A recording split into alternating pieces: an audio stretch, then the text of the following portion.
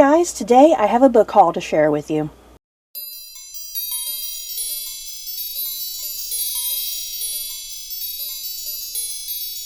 As usual, I got 20 books here that I'd like to share with you guys. Some books I've read, some books I haven't, but let's get going. I'm going to just kind of be pretty general about some of these books. If you want to know more about them, go to Goodreads if you want full-on plot synopsis. But yeah, the first book I got here is by Philippa Gregory. As you guys know, I love her. And this is book 4 in her Order of Darkness series. This fourth book being called Dark Tracks. And I did finally get around to reading this series earlier in the year. It was an okay series. I liked it for what it was. It is young adult historical fiction. It follows a group of young people in the is it like the 1400s? Or no, I think it's the 1300s if I'm not mistaken. It follows a group of young people in the 1300s, if I got that correct. And they are, well, one of the characters anyway, one of the characters, he is hired to essentially be an inquisitor, and he is hired to roam around Europe and see if he can uncover things that are maybe rather supernatural in nature, things that go against the teachings of the church, things that might seem demonic or devilish or whatever, anything that's like heresy. So yeah, it's that type of book. I did enjoy the series for what it was. It was fine. Probably not Philippa Gregory's best, to be quite honest, but still fun and enjoyable for what it was, and I definitely plan on continuing with the series. If she writes more books, I don't know if she's going to write any more books. She left it open like there's more books. But yeah, if you like Philippa Gregory, you might want to try this out in the future. Next up, I have a bit of nonfiction, and it's The Tragedy at Mayerling and the End of the Habsburgs, Twilight of Empire by Greg King and Penny Wilson. This is taking place, like I said, it's nonfiction, taking place more specifically in the year of 1889 with the double suicide, pretty much, of Crown Prince Rudolph of Austria-Hungary and his mistress, Mary Fitzera, I think, if I have the name correctly. And yeah, they were found at this place at Mayerling. And yeah, it's a very, very tragic story. And as the title up there suggests, the suicide with the two young people, one, like I said, being the Crown Prince of Austria-Hungary. Yeah, the way this book in the inside flap is describing things, this is kind of the starting point of the end of the Habsburg Empire. What kind of is ushering in the end of the Habsburg Empire. And yeah, I've been forming an interest in the Austrian-Hungary monarchy. It's just very interesting, very tragic. And I was like, I'm gonna get me a work of nonfiction and see how I like it. And this sounded right up my alley. Next up, The Dream Peddler by Martine Fournier Watson. And this is historical fiction. I think I was looking all over the book to see if there was some sort of date, and I couldn't find anything. But yeah, the way the synopsis of this book is, it sounds like historical fiction, but like I said, I'm not quite sure. I couldn't find like a specific date anywhere in the book. And this is about a traveling salesman. He's a dream peddler, as the title suggests, and yeah, he sells dreams, I guess. I'm not really quite sure entirely the synopsis of this book. It sounds kind of almost like magical realism to some extent, possibly. But I did win this on a Goodreads giveaway, so thank you, Goodreads, and definitely can't wait to get around to this. Next up is another work of non-fiction, and this is A Gentleman in Moscow by Amor Towles. I'm probably butchering that name, you guys. This book takes place in 1922. It follows, I believe, the real-life historical figure. His name is Count Alexander Rostov. And he is sentenced to pretty much imprisonment in a hotel, I guess, and like right across from the Kremlin, and he stays at this hotel for basically his entire life, is my understanding, as he watches Russian history just kind of pass him by in the process. So yeah, like I said, 1922, the Russian Revolution has just happened a few years prior. There's a lot of changes going on in Russia here, so yeah, this poor guy going through a lot in his life as things are changing around him. Yeah. That's kind of my basic understanding of the plot, the bit that I kind of looked up really quickly. And I know this is a very popular book, very widely read and critically acclaimed. Definitely can't wait to get to this. You guys know I love all things Russian history. Next up, The Au Pair by Emma Rue. And this is, I think this is like a work of contemporary fiction, if I'm not mistaken. It is like in the mystery thriller genre. And this, it has something to do about these twins, a brother and sister who are twins, years ago when they were children, I guess babies more specifically, when they were babies, their mother threw herself off of a cliff. There's a lot of things going on with their au pair or their nanny, however you want to think about it. And yeah, years later, one of the twins, the female, she uncovers a photograph that she's never seen before, and she sees a picture of her parents, but only one baby. Like I said at the beginning of the synopsis, she has a twin brother, so where's the other baby in the photo? So, yeah, this sounds really, really interesting and intriguing. Next up, The Raven's Tale by Kat Winters. This is a work of young adult historical fiction, and focusing on a young Edgar Allan Poe by the sound of the plot, and yeah, his infatuation with a young woman named Lenore, who becomes the inspiration behind one of his tales. Yeah, this sounds really good, you guys. I can't wait to get to this. This sounds just really, really interesting. I love all things Edgar Allan Poe, you guys. I'm a weirdo. Next up, The Red Scrolls of Magic by Cassandra Clare and Wesley Chu. And this is book 1, part of the Eldest Curses. This is a book that takes place in Cassandra Clare's greater Shadowhunter universe, which consists of many, many books at this point. It's ridiculous how many books take place in this universe, you guys.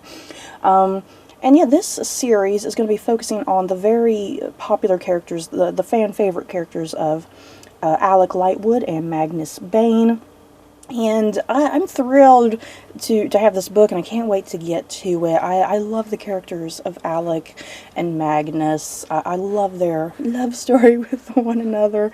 And yet this is supposed to be, even though it is, I think it is kind of for young adult, a young adult audience, I think it is supposed to be very, very mature as well, so let's see how that goes. I got me a Star Wars related book here, and that is Master and Apprentice by Claudia Gray.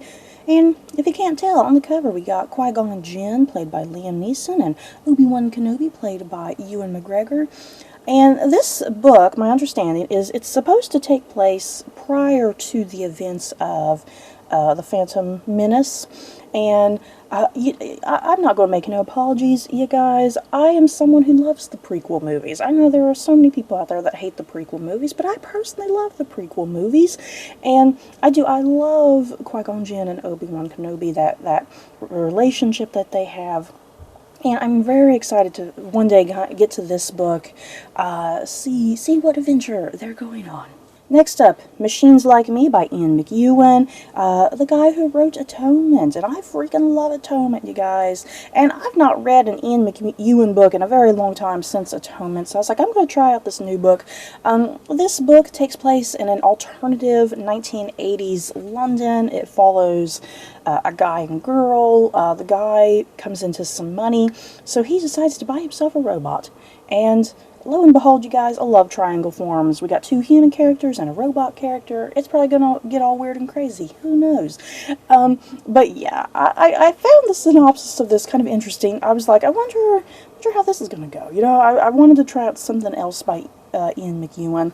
And good God, this cover, you guys, is it just me? This cover is the most god-awful damn cover I have ever seen in my freaking life. I know that character on the front is probably the robot, and he's probably supposed to look like a robot, but he just seriously looks like a CG creature from a movie. Like an unfinished CG creature. But, oh goodness. Yeah, and plus the blue background just ain't helping things either. It's like, I wish there was more going on the cover or something. But hopefully the book is good. The cover may suck, but hopefully the book is good. Next up, we have book 3 in Alison Weir's Six Tudor Queens series. This is book 3, focusing on Jane Seymour, as the title says, the Haunted Queen, King Henry VIII's third wife, who dies rather tragically after childbirth and whatnot. I have yet to read any of these books in this series, you guys. I've been collecting them one by one because I kind of want to binge through them all, to be quite honest. I know book 4 is out. They've been coming out like on a yearly basis, so I won't have too much terribly longer to wait. Yeah, you may be thinking you're crazy waiting for all the books to come out. What if they suck? But I have read books by Alison Weir in the past, and I've not had any issues with any of her books in the past. I've loved them all. So, yeah, I don't think I'm going to have any problems with this series at all, so that's why I am waiting, because I have faith that I will enjoy them all. And yeah, I know Philippa Gregory has wrote books pretty much on all the other Tudor queens, but I am interested to see Alison Weir's take. Next up is a mystery thriller book, and this is The 7.5 Deaths of Evelyn Hardcastle, and I don't think this is historical fiction. There's something about the book that sounds like historical fiction, but I don't think it is. I looked around and I didn't really see any sort of date in there to suggest it was historical fiction, but yeah, like I said, something about the book feels like it. This is a book that's very much in the vein of something like an Agatha Christie book, and it's about a woman who has died, and one of the characters has to figure out the murder of Evelyn Hardcastle, who's the character that dies, and there's a bit of like a magical realism in the book, I think, or a supernatural aspect, because the character, he each day that goes by, if he hasn't solved the murder of Evelyn Hardcastle, then when he goes to bed, he wakes up and the day has restarted. It's kind of that sort of book, that the day keeps restarting over and over and over again. And the synopsis sounds like he has 8 days to figure out the murder, or else, I guess. I don't know. It's a very weird and strange synopsis, but the book sounds really fascinating. It sounds very just strange and bizarre for a mystery thriller, and that's kind of what grabbed my attention about it. Next up, Romanov by Nadine Brandes. This is young adult historical fiction taking place during the Romanov dynasty, right there near the end of the dynasty, more specifically following Anastasia Romanov, who was Grand Duchess and daughter to Tsar Nicholas II. And the synopsis of this, it sounds like Anastasia, she's your main character. She has been charged with smuggling some sort of spell, some sort of magical spell, you guys. It sounds all sorts of crazy. She's been tasked with smuggling some sort of magical spell in her suitcase as her family are heading off to Siberia. And in the meantime, she falls in love with one of the soldiers that are kind of guarding them and whatnot. It sounds all sorts of wild and crazy, very anachronistic for sure, but I was like, I still need to check this out. It might still be fun. I love the Romanov family. I love Grand Duchess Anastasia. So let's see how this goes, you guys. And plus, this is a gorgeous cover. It's so pretty. I got some Agatha Christie here, The ABC Murders. And this was recently turned into like a 3-part TV series starring John Malkovich and Ron Weasley. Rupert Grint, you guys, as you can see also there on the cover. I did enjoy the miniseries. It was fine. There have been some other Agatha Christie miniseries that have come out that I've enjoyed a little bit better than this one. But this one was still okay, and I liked it enough to pick up the book, because the book is probably a little better than the miniseries, most likely. But yeah, this is a story that the character Hercule Poirot, he is trying to hunt down a killer, and the killer is essentially killing his way through London, killing people with their initials are like the alphabet. He's going through the alphabet, essentially, if I'm making any sense. So yeah, the first person he kills, their initials start with A. The next person he kills, their initials start with B, and so forth and so forth. So yeah, Poirot, knowing the clues, knowing the hints, he has to use his intellect, his wisdom, his skills as a detective. He has to use all of that to figure out, you know, who is next in the alphabetical list, essentially. And it's a really cool idea, so I can't wait to see how Agatha Christie kind of does all this and lays it out. I got me a gigantic book here, you guys, and it's by Margaret George. Margaret George never writes a small book. That's the first thing you gotta know about Margaret George. Her books are always gigantic. They're always close to 1,000 pages, if not over. But yeah, this is Mary Queen of Scotland and the Isles, like I said, by Margaret George. I've read quite a number of other Margaret George books in the past. I've liked them. I've enjoyed them, even as gigantic as they are. They're still very, very good, which is a good thing. Yeah, this is historical fiction following the life story of, as the title suggests, Mary Queen of Scotland, cousin to Queen Elizabeth I. Yeah, if you know anything about Mary Queen of Scotland, yep, lots of tragedy and heartache in there. But yeah, very thrilling and captivating story. Her story, it's hard to believe the things that happen because her life just sounds like a soap opera, but it was all true. Yeah, definitely can't wait to get to this. I love the story of Mary Queen of Scots. The next couple books I have here to share with you guys all come from Disney. They're all Disney retellings. And the first one I have here is Reflection by Elizabeth Lim. Yeah, they're all part of the Twisted Tales series, if you can see that little subtitle down there. But yeah, we have Reflection. At the very top, it's questioning, what if Mulan had to travel to the underworld? Ooh. So yeah, these are all twisted versions of these Disney classics. Like, some little detail has been flipped and changed. For instance, the first book I read in the series was for Aladdin. And the question that one was posing was, what if Jafar had got the lamp, you know, instead of Aladdin getting the lamp? What things would have been different? So yeah, somehow this story, Mulan's going to go to the underworld. That sounds like a very massive different twist to the original story. So I'm very kind of curious what the hell's going to happen in this. And then next in that series is Part of Your World, also by Liz Braswell. What if Ariel had never defeated Ursula? Dun dun dun. Oh my god. That sounds really exciting. Can't wait to get to this one also. And then this is the latest one in the series. It is Mirror Mirror by Jen Kalonita. I'm not sure if I'm pronouncing that one. And this one is asking, what if the evil queen poisoned the prince? Ooh, like instead of Snow White? Is that what it's suggesting? Like, she poisoned the prince instead of Snow White? I bet this is going to be a very twisted version, like that instead of the prince being the one to save the day, it's going to be Snow White that saves the day. So that sounds kind of cool. I got another Cassandra Clare book here, also taking place in her Shadowhunter Universe series. Like I said, you guys, once again, this whole universe is freaking huge. I'm almost losing track of everything. This is Ghosts of the Shadow Market. This is a collection of short stories all set in the Shadowhunter universe by various different authors. Of course, Cassandra Clare's writing a few short stories. Sarah Reese Brennan, Maureen Johnson, Kelly Link, Robin Westerman. Yeah, so a bunch of different authors in the younger genre writing some short stories. And yeah, that's kind of all I'll say about it, because yeah, if you've not made it this far in the series, there's no point in me even explaining what's going on. Next up, I got a book by Lauren Willig, The Summer Country. This takes place in 1950s Barbados. It follows a young woman. Her grandfather has just died, and she receives an unexpected inheritance by him to own his sugar plantation. So she up and leaves her London home. She goes to Barbados. She's running this sugar plantation, it sounds like. And it's Lauren Willig. There's also going to be a romance and a love story in it. This sounds really cool. I can't wait to get to this. I love Lauren Willig. Her Pink Carnation series is one of my favorite series. And the last book I have to share with you guys is The Odd Sisters by Serena Valentino. This is also a Disney book, but this is part of the, what is the series called? It's like the Villain series. All of these books, I believe they're all written by Sarah Valentino, if I'm not mistaken. All of her books, they focus on a different Disney villain.